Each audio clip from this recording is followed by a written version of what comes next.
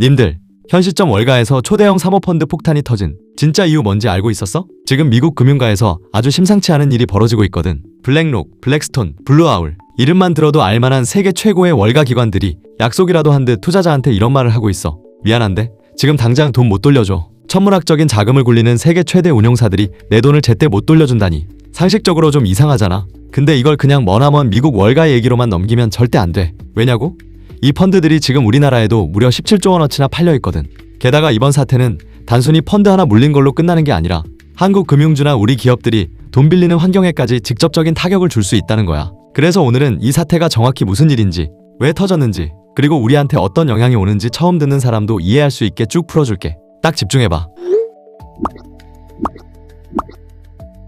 본론 들어가기 전에 사모펀드가 뭔지 딱 한 번만 잡고 들어가자. 이거 모르면 뒤에 할 얘기가 하나도 귀에 안 들어오거든. 사모펀드라는 게 단어만 어렵지 사실 개념은 엄청 간단해. 우리가 주식이나 채권 사는 거 있잖아. 코스피 ETF를 사거나 국채를 사거나 그런 건 시장에 쫙 공개돼 있으니까 공모펀드야. 근데 사모펀드는 딱 그 반대야. 대놓고 공개 안 하고 조용히 돈만 모아서 비상장 기업이나 부동산 같은 데 투자하는 거거든. 보통 49명 이하의 소수 투자자한테만 돈을 받는 거라 우리 같은 일반인들 눈에는 잘 안 보이는 시장에서 움직여. 규제도 일반 펀드보다 훨씬 느슨하고 빚도 엄청 공격적으로 끌어다쓸 수 있어. 오늘 이야기의 진짜 핵심은 그 사모펀드 중에서도 특히 사모신용, 영어로 프라이빗 크레딧이라고 부르는 놈이야. 이건 뭐냐면 은행에서 대출받기 까다로운 기업들한테 이 사모펀드가 직접 돈을 꽂아주고 이자를 받는 구조거든. 쉽게 말하면 은행 대신 해주는 사채 역할인 거야. 그것도 아주 합법적으로. 게다가 은행보다 고금리로 빌려주니까 수익률이 연 10% 안팎으로 달달하게 나왔어. 요즘 같은 금리 시대에 이게 엄청난 매력이었던 거지. 그래서 이 판이 지금 얼마나 커졌냐면 2020년만 해도 전 세계 사모신용 시장이 8천억 달러 수준이었거든. 근데 지금 2026년에는 3조 달러를 넘어버렸어. 불과 6년 만에 4배 가까이 덩치가 커진 거야. 우리 돈으로 치면 한 4천조 원이 넘는 엄청난 시장이 된 거거든. 이제 단순한 틈새 시장이 아니야. 미국 전체 신용시장에서 절대 떼어낼 수 없는 거대한 덩어리가 된 거지. 그리고 이 시장이 커지면서 노는 물, 즉 참여자도 싹 바뀌었어. 처음엔 연기금이나 보험사 같은 초대형 쩐주들만 들어왔는데 나중에는 일반 고액 자산가들, 심지어 미국 401k 같은 일반인 은퇴 계좌 돈까지 이 시장에 들어오게 된 거야. 최소 투자금액 문턱이 확 낮아지고 분기마다 일부 돈을 뺄 수 있는 단계방형 구조라는 게 생기면서 훨씬 더 많은 사람들이 쉽게 발을 들이게 된 거지. 근데 바로 이 구조가 나중에 거대한 폭발의 뇌관이 돼버리는데 그 얘기는 밑에서 마저 해줄게. 자, 그럼 이렇게 걷잡을 수 없이 커진 시장에서 지금 대체 무슨 일이 벌어지고 있냐? 이제 그 진짜 얘기를 해야 해. 2026년 2월 블루아울 캐피탈이라는 회사에서 첫 신호탄이 터져. 블루아울이 굴리는 OBDC2라는 펀드에 투자자들의 환매 요청이 말 그대로 폭발적으로 늘어난 거야. 환매라는 게 별거 아니고 은행 예금 해지하는 것처럼 내 투자금 다시 돌려달라고 요청하는 거거든. 근데 이 환매 요청이 2025년 내내 계속 쌓이고 늘어나더니 결국 2026년 2월에 블루아울이 두 손 들고 공식 선언을 해버려. 지금 당장 현금으로 드리긴 어렵습니다. 저희가 가진 자산 팔아서 드릴게요.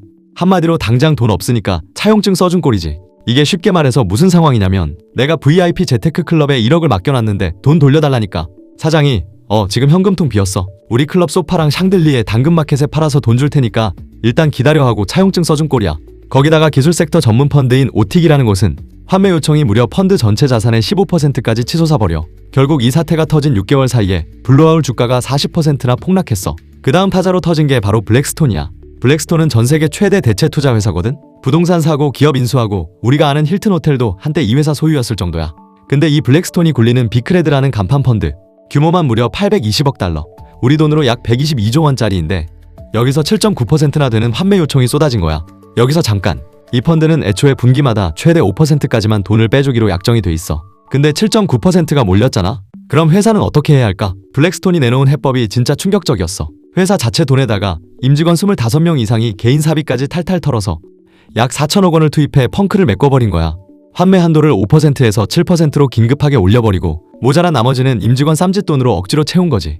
한번 생각해봐. 이거 뭔가 크게 이상하잖아. 세계 최대 투자 회사가 임직원 사비까지 털어서 환매 구멍을 메꾼다? 이건 마치 동네에서 제일 크고 번쩍거리는 1등 은행에 돈 달라고 갔더니 지점장이랑 은행원들이 돈 없다고 자기 지갑 털고 마이너스 통장까지 뚫어서 내 돈을 내준 거야. 투자자 입장에서는 돈 줬으니 다행이다 하고 안도할까? 아니지. 미친. 저렇게 큰 회사 금고에 지금 진짜 현금이 하나도 없나 보네 싶어서 오히려 더 덜덜 떨게 되는 그림인 거야. 그리고 가장 최근 끝판왕 블랙록이 등판해. 블랙록은 뭔지 알지? 전 세계 시가총액 순위 1위부터 10위 안에 블랙록 지분 안 들어간 회사가 없을 정도야. 2026년 기준 연간 14조 달러, 우리 돈으로 무려 2경 원이 넘는 돈을 굴리는 초대형 회사지. 한국 1년 GDP가 2조 달러 정도니까 한국 경제 전체 규모의 7배를 이 회사 혼자 굴리는 거거든. 근데 그 천하의 블랙록이 HPS라는 투자회사를 2024년에 약 18조 원이나 주고 인수해서 굴리고 있는 H랜드 펀드에서 투자자들이 무려 9.3%나 환매를 요청하는 일이 터져 블랙록은 얄짤없이 5% 약정을 내세워서 5%만 돌려주고 나머지는 다음 분기로 넘겨버린 거야. 우린 약속대로 하루에 5명만 돈 빼줍니다. 나머지는 내일 오세요 하고 셔터를 절반 내려버린 거지. 천하의 블랙록마저 돈 내주는 셔터를 내렸다는 소식이 시장에 딱 나오자마자 블랙록 주가가 하루 만에 7%나 푹 빠져버려. 이 구조가 왜 그렇게 치명적인 문제냐면 투자자 입장에서는 환매 제한 셔터가 딱 내려가는 그 순간 머릿속에 한 가지 생각밖에 안 남거든. 아, 내 돈 당장 다 못 빼는구나. 그리고 바로 다음 드는 생각이 그럼 무조건 먼저 빠져나가는 사람이 유리한 거 아냐? 야, 좀 더 쉽게 비유로 이야기해보자면 만약 극장에 불이 났는데 비상구가 좁으면 어떻게 돼? 1초라도 먼저 뛰쳐나가는 사람만 살고 늦은 사람은 갇히잖아. 마찬가지야. 동네 은행이 문 닫는다는 흉흉한 소문 돌면 제일 먼저 달려간 사람만 돈 빼고 늦게 간 사람은 깡통 차는 뱅크런 심리가 발동하는 거야. 한 명이 불안해서 돈을 빼면 다른 사람도 덩달아 불안해서 빼려고 들고 그럼 펀드는 돈 내주려고 억지로 더 많은 자산을 헐값에 팔아야 하고 급하게 팔수록 남은 자산 가치도 더 떨어지면서 나락으로 가는 끔찍한 악순환이 생기는 거거든. 근데 지금 사람들이 여기까지만 딱 들으면 뭐야 그냥 미국 펀드 몇 개 환매 좀 막힌 거 아니야? 하고 넘길 수 있는데 진짜 무서운 이야기는 바로 지금부터야.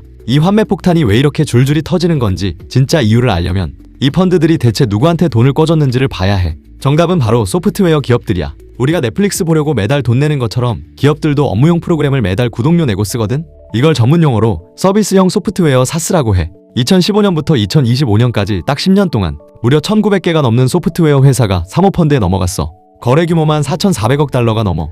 게다가 S&P 데이터에 따르면 이 사모 신용펀드들이 소프트웨어 기업에 빌려준 돈이 자그마치 7,500억 달러, 우리 돈으로 약 1,116조 원이야.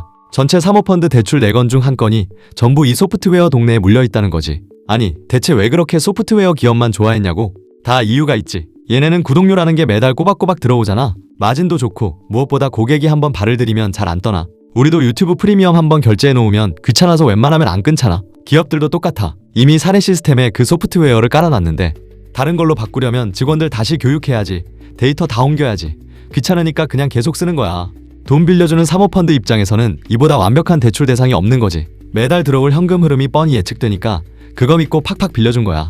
근데 여기서 아무도 예상 못한 기막힌 반전이 터져. 바로 AI의 등장이야. 단순하게 AI 관련 주식이 오르고 내리는 수준의 얘기가 아니야. 요즘 나오는 클로드 코워크, 챗 GPT 같은 에이전틱 AI가 원래 그 비싼 돈 주고 쓰던 기업용 소프트웨어가 하던 일을 알아서 척척 해버리기 시작한 거야. 이건 마치 매달 50만 원씩 주고 청소 도우미 이모님을 불렀는데 성능 기가 막힌 로봇 청소기를 한 대 샀더니 이모님이 필요 없어진 거랑 똑같아. 프로젝트 관리, 문서 정리, 인사 관리 시스템 이런 거 쓰려고 꼬박꼬박 구독료 내던 기업들이 그냥 AI한테 시키면 되는데 왜 돈을 내?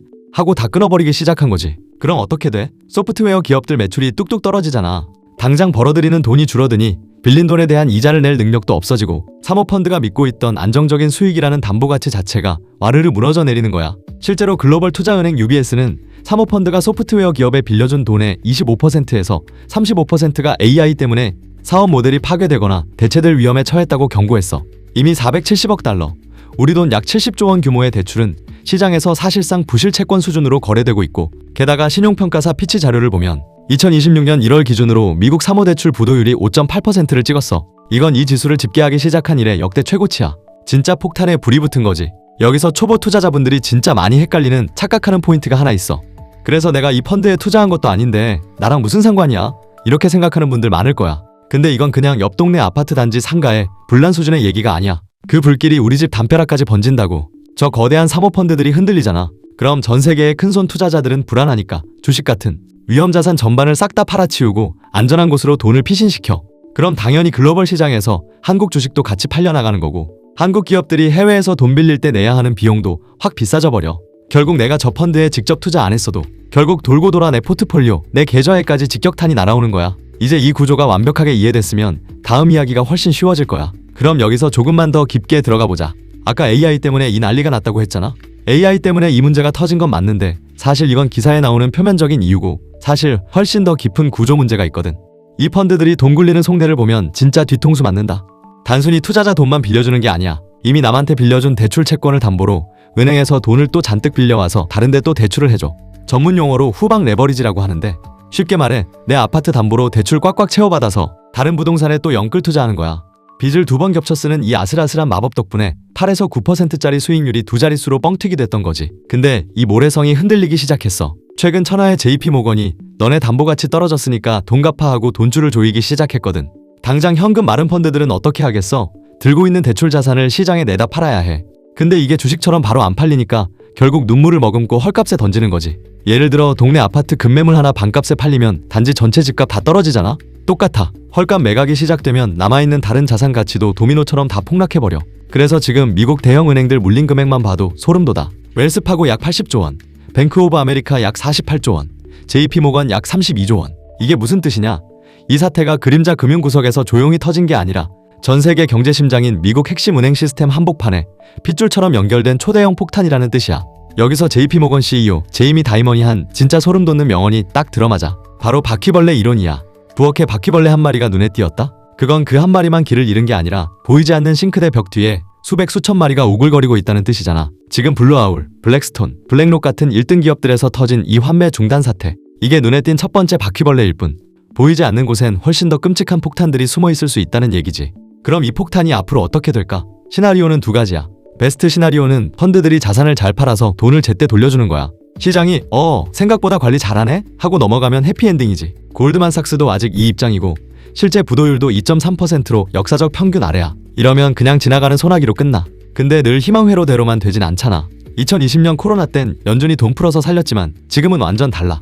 코로나는 잠깐 앓는 감기였지만 지금은 AI가 소프트웨어 기업들의 사업 모델을 영구적으로 박살내고 있거든. 회복 불가능한 타격일 수 있다는 거지. 이게 무슨 뜻이냐면 환장의 3단 콤보가 터졌다는 거야. 올해 만기가 돌아오는 BDC 빚만 127억 달러야. 작년보다 73%나 뛰었지. 펀드들은 은행에 올해 당장 빚 갚아야 하고 투자자들은 내 돈 돌려달라고 난리고 정작 돈 빌려간 기업들은 AI한테 털리고 있어. 이게 맞물리면? UBS는 최악의 경우 부도율이 15%까지 치솟는다고 경고했어. 2008년 금융위기 때 부도율이 8에서 10%였거든. 금융위기보다 더 끔찍한 수치가 나오는 거야. 환매가 계속 터져서 펀드들이 자산을 헐값에 집어던지기 시작하면 진짜 지옥이 열려. 시장에서 와 쟤네 장부 가격 다 뻥튀기였네? 하고 눈치채는 순간 패닉셀링이 터지고 은행들은 대출을 싹 끊어버릴 거거든. 이게 왜 진짜 무섭냐고? 2008년 금융위기 뇌관이었던 서브프라임 규모가 1조 3천억 달러였는데 지금 사모신용시장은 3조 달러로 덩치가 2배가 넘어. 게다가 2008년엔 썩은 대출을 포장지 안에라도 숨겼지. 지금은 펀드 운용사가 자기가 시험치고 자기가 100점 매기는 깜깜이 셀프 채점 시장이거든. 5년 동안 장부엔 100점 적어놓고 만기 때 열어보니 텅텅 빈 사기극인 거 아까 봤잖아. 이 극단적인 불투명성이 2008년 사태보다 훨씬 더 악질적이고 무서운 폭탄이라는 거야. 그럼 드디어 우리 안방 한국 얘기를 좀 해보자. 우리가 이 미국 펀드에 내 돈 직접 넣은 것도 아닌데 도대체 왜 여기까지 핏대 세우며 신경 써야 하냐고. 지금 우리나라 금융기관들이 떼어다 판 해외 사모 대출 상품 잔액이 자그마치 17조 원이야. 2023년 말에 12조 원이었는데 순식간에 불어났어. 그 중에서 우리 같은 일반 개인들한테 팔린 돈만 약 4,800억 원이고 이 액수가 전체 시장 대비 크냐 작냐를 떠나서 지금 당국 움직임이 심상치 않아. 당장 우리 금융감독원이 주요 증권사 임원들 긴급 소집해서 너희 이거 얼마나 노출되어 있냐, 리스크 관리 체계 제대로 작동하냐 하고 샅샅이 점검에 들어갔거든. 금융당국조차도 태평양 건너 남의 일이라고 넋놓고 볼 상황이 아니라는 뜻이야. 물론 국내 금융업계가 내놓는 반론도 있어. 한국에 들어와서 팔린 상품들은 상대적으로 안전한 고등급 자산 위주다. 한국에서 신용평가도 한 번 더 깐깐하게 거쳤다. 그래서 미국에서 지금 터지고 있는 것처럼 소프트웨어 기업에 25에서 30%씩 몰빵된 위험한 펀드가 그대로 수입된 건 아니다라는 거야. 맞아. 이 말이 완전히 틀린 건 아니야. 직접적인 펀드 손실 확률은 미국 현지보다 낮을 수 있어. 근데 여기서 서울대 이윤수 교수가 진짜 뼈 때리는 포인트를 짚었어. 우리가 펀드에서 직접 얻어맞는 손실이 작더라도 진짜 무서운 건 돈맥경화의 나비 효과라는 거야. 미국 사모 신용시장에 돈줄이 꽁꽁 얼어붙는다? 그럼 미국 기업들도 돈 빌리기가 팍팍해지고 전 세계의 달러가 도는 신용 환경 자체가 팍 식어버려. 저수지에 물이 마르기 시작하는데 그 하류에 있는 한국이라고 무사하겠어? 우리 한국 기업들이 해외 나가서 달러 빌려올 때 내야 하는 이자가 순식간에 팍팍 치솟는 거야. 게다가 글로벌 큰손 투자자들은 이렇게 시장에 공포가 덮치면 주식 같은 위험 자산부터 뒤도 안 돌아보고 팔아치우고 안전한 곳으로 숨어. 그럼 외국인 자금 빠져나가면서 우리 코스피도 당연히 멱살 잡혀서 같이 끌려 내려가는 거지. 당장 눈앞에 증거가 있잖아. 최근에 이 미국 사모펀드 사태랑 맞물리면서 KB금융, 신한지주, 하나금융, 우리금융 같은 우리나라 빵빵한 4대 금융주들 주가가 단기간에 훅 빠졌거든. 그러니까 오늘 영상의 진짜 핵심은 딱 이거야. 내 계좌에 저 미국 펀드 없으니까 난 안전해가 아니라 태평양 건너에서 터진 글로벌 신용 경색의 거대한 파도가 어떤 경로를 타고 우리 한국 시장 그리고 내 주식 계좌까지 덮치는지 그 경로를 무조건 꿰뚫어보고 있어야 한다는 거야. 자, 그럼 당장 우리 눈앞에 떨어진 이 폭탄을 피하려면 앞으로 딱 3가지 숫자만 뚫어져라 쳐다보고 있으면 돼. 첫 번째는 다음 분기 환매 요청 비율이야. 아까 블랙록 9.3%, 블랙스톤 7.9%라고 했지? 클리프워터는 무려 14%, 모건 스탠리도 10.9%나 돼. 이 숫자들이 다음 분기에 꺾이느냐 아니면 더 치솟느냐가 핵심이야. 만약 이 숫자가 더 올라간다? 이건 단순한 소나기가 아니라 댐에 금이 쩍쩍 가고 있다는 진짜 위험 신호인 거야. 두 번째는 자산 땡처리 가격이야. 블루아울은 일단 장부에 적힌 제값 근처에서 팔았다고 쳐. 근데 앞으로 다른 펀드들이 돈 내주려고 급하게 자산을 팔 때 원래 장부 가격보다 훨씬 후려친 헐값에 팔리느냐 마느냐를 매의 눈으로 봐야 해. 만약 반값 세일이 시작된다? 그 순간 펀드들이 써놓은 장부 가격표는 싹 다 휴지 조각 취급을 받으면서 시장의 신뢰가 와르르 무너지는 거거든. 세 번째는 은행들의 돈줄 옥죄기야. 아까 JP모건이 담보가치 깐깐하게 보면서 대출 막기 시작했다고 했잖아? 이게 다른 대형 은행들한테도 전염돼서 다 같이 돈줄을 꽉 조이기 시작하는지 봐야 해. 대형 은행들이 단체로 작은 밸브를 잠가버리면 사모신용시장 전체의 피가 한꺼번에 싹 말라버릴 수 있어.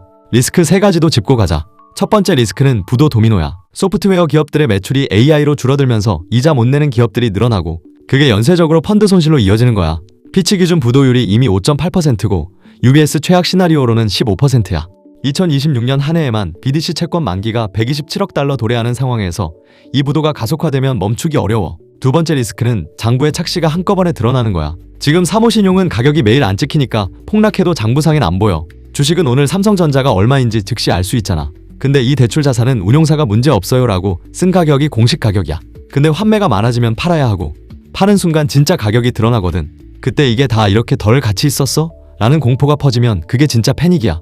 이걸 한 번도 경험 안 해본 개인 투자자들이 이 시장에 많이 들어와 있다는 게 추가 위험 요인이야. 세 번째 리스크는 은행 전염이야. 사모신용은 그림자 금융이라 은행이랑 상관없는 것처럼 보이지만 실제로 웰스파고, 뱅크 오브 아메리카, JP모건이 이 시장에 수십조 원씩 물려있어. 이 시장이 크게 흔들리면 은행 건전성 지표에도 영향이 오고 그게 한국을 포함한 글로벌 금융시장 전체 리스크로 번진다는 거 꼭 기억하고. 정리할게. 경제라는 세계는 참 묘해. 겉으로는 엄청 견고하고 화려해 보여도 그 밑바닥에서는 늘 누군가의 탐욕과 새로운 변화가 부딪히면서 우리가 상상도 못한 지각 변동을 만들어내거든. 이번 월가 사모펀드 사태가 딱 그래. 지난 10년 동안 무조건 안전하고 이자 많이 줍니다 하면서 개인 투자자들 돈까지 끌어들여 돈잔치를 벌였던 그 깜깜한 그림자 금융에 AI라는 거대한 혁신과 고금리라는 현실의 청구서가 한꺼번에 날아든 거야.